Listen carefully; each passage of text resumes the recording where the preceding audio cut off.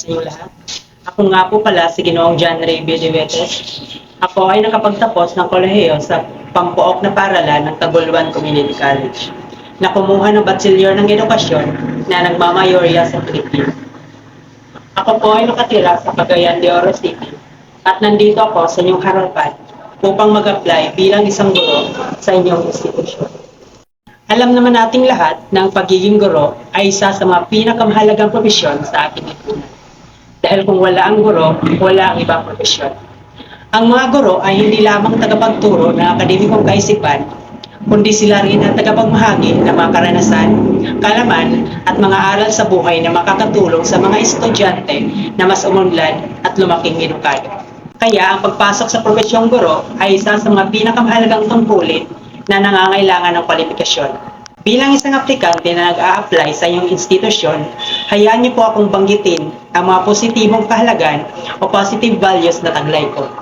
Una, pasyon at dedikasyon. Ang pagmamahal sa pagtuturo at ang dedikasyon sa profesyong ito ay mahalaga upang mas maging epektibo ako na guro sa hinaharap. Pangalawa, maayos na pakikipagkomunikasyon. Mahusay na paglahad o pag-explain ng mga leksyon ay mahalaga nang sa gayon ay may parating ko sa aking mga estudyante ang mga kaalaman at karunungan.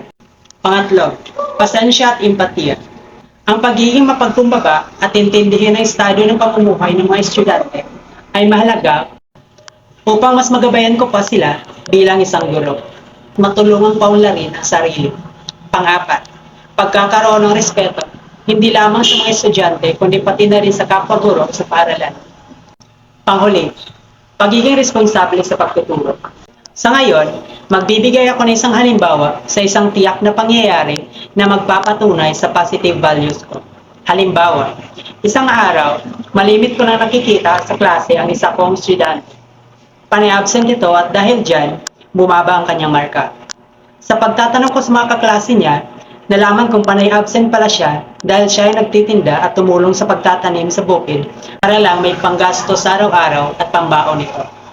Bilang isang guro, naging layunin ko ang tulungan siya sa pamamagitan ng pagbibigay ng special quiz or exams at bigyan ng motibasyon at pagsabihan nito, hindi hadlang ang kahirapan para tagumpay ng isang mag-aaral ay makamtan. Sa ngayon, ibabahagi ko naman ang paglalakbay ko sa profesyong ito na kung saan paano ko nakakaya na ipagpatuloy pag-aaral sa kolehiyo sa kabila ng mga balakid na aking napagdaanan. Isa na dyan ang pagpanaw ng aking mga magulang nung ako'y musmus pa lamang. Mahirap mag-aral na wala kang nakukuhang suporta galing sa iyong mga magulang. Napagdaanan ko ang maging isang working student para lang may pagpatuloy ko ang aking pag-aaral. Pero lahat ng iyan ay kinaya ko at ginawang motivasyon upang magpursige pa sa aking pag-aaral upang tagumpay sa hinaharap ay makamtan. Sa pagtatapos ng talumpati ito, hayaan niyo po akong banggitin ang aking kasabihan sa buhay. Mahirap maging mahirap, pero mas mahirap ang taong walang pangarap. Yun lang po at maraming salamat.